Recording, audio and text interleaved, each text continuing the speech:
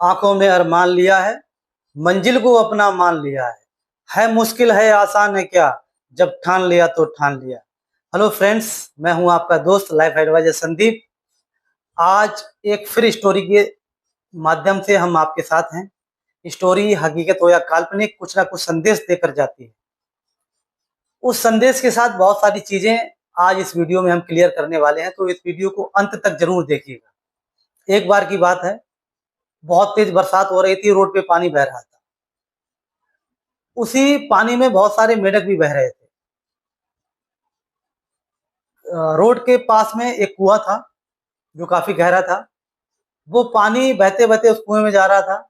उस पानी के साथ बहुत सारे मेढक उस कुएं में गिर जाते हैं। जब वो गिर जाते हैं तो उछल कूद करने लगते हैं, बाहर निकलने की कोशिश करने लगते हैं, लेकिन बरसात तब तक बंद हो जाती है। तो बहुत सारे लोग उस रोड से जब गुजर रहे होते हैं तो मेढक की आवाज सुन के कुएं में झांकने लगते हैं। जब झांकने लगते हैं तो देखते हैं बहुत सारे मेढक जो है बाहर निकलने का प्रयास कर रहे हैं। चूंकि स्टोरी है तो लोग ये चिल्लाने लगते हैं कि दीवार पर मत चढ़िए, उछलने की कोशिश मत करिए, निकलने की कोशिश मत करिए, नहीं तो आप गिर जाएंगे और चोट लग जाएगी, मर जाएंगे। तो उसमें से कुछ मेढक ऐसे होते हैं जो एक बार उछलते हैं, दीवार पर चढ़ने की कोशिश करते हैं और गिर जाते हैं, दोबारा प्रयास नहीं करते। कुछ मेढक ऐसे होते हैं जो 2-4 बार दीवार पर चढ़ने का प्रयास करते हैं, गिरते हैं, फिर चढ़ते हैं, फिर गिरते हैं, फिर चढ़ते हैं और फिर वो प्रयास करना छोड़ देते हैं। कुछ मेंढक उनमें से ऐसे होते हैं तो बार बार चढ़ने का प्रयास करते हैं और गिरते हैं, फिर करते हैं और आधी दीवार तक पहुंच जाते हैं चढ़ते चढ़ते। लेकिन लोग फिर वही चिल्लाते हैं कि मत चढ़ो, गिर जाओगे, चोट लग जाएगी। लेकिन उसमें से एक मेंढक ऐसा था जो लगातार चढ़ने का प्रयास कर रहा था, बगैर रुके, बगैर गिरे। लोग चिल्ला रहे थे उससे भी, मत चढ़ो, मत चढ़ो, गिर जाओगे, चोट लग जाएगी, मर जाओगे।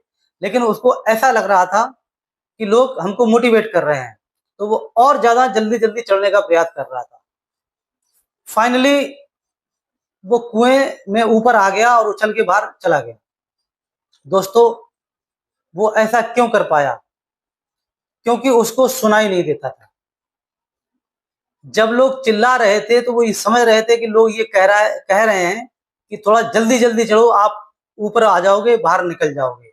तो इस वजह से जब लोग चिल्लाते थे मत चढ़ो, मत चढ़ो, गिर जाओगे, तो वो और तेजी से चढ़ता था क्योंकि उसको सुनाई नहीं देता था। तो इसलिए वो फाइनली अपने लक्ष्य तक पहुंच गया और बाहर निकल गया। सेम यही कॉन्सेप्ट एसआईपी का है, म्यूचुअल फंड में। कुछ लोग इन्वेस्टमेंट करते हैं, 6 महीने 1 साल किया, स्टॉप कर दिया या रिडीम कर लिया। कुछ लोग 2-3-4 साल तक करते हैं, इसके बाद स्टॉप कर देते हैं या रिडीम कर लेते हैं। कुछ लोग हैं जो आधे लक्ष्य तक पहुंचते हैं और वहां पे जाके उसको स्टॉप कर देते हैं। लेकिन बहुत कम लोग ऐसे होते हैं जो जिनको अपना लक्ष्य दिखाई देता है।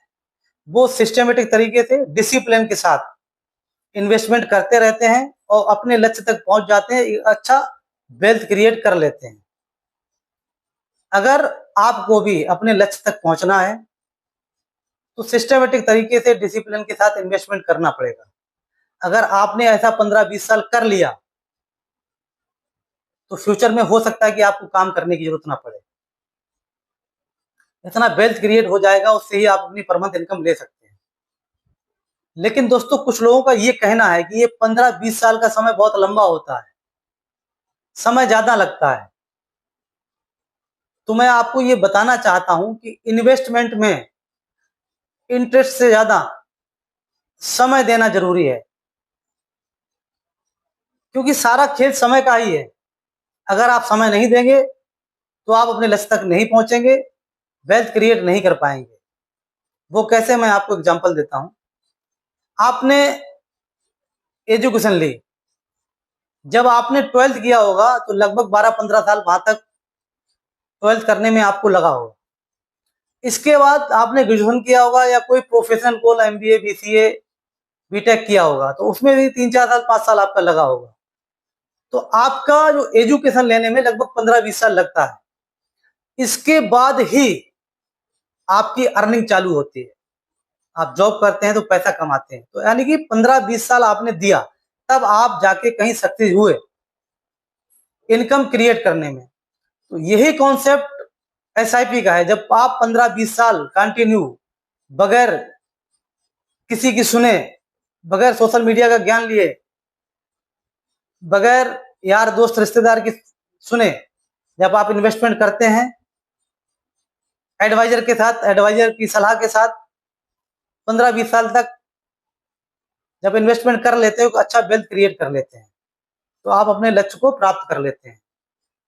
दोस्तों, ये कहानी यही संदेश देती है कि जब भी आपको अपने लक्ष्य प्राप्ति की तरफ बढ़ना है, लक्ष्य की तरफ बढ़ना है, तो आपको सिर्फ अपना लक्ष्य दिखाई देना चाहिए, किसी की नहीं सुनना है। तब आप जीवन में कामयाब हो सकते हैं। धन्यवाद। दोस्तों, अगर ये स्टोरी आपको अच्छी लगी हो तो स्टोरी को लाइक करिएगा, कमेंट करिएगा और शेयर करिएगा। चैनल को सब्सक्राइब अवश्य कर लीजिएगा, बेल आइकन भी प्रेस कर लीजिएगा ताकि अगली स्टोरी आप तक पहुंच सके। धन्यवाद।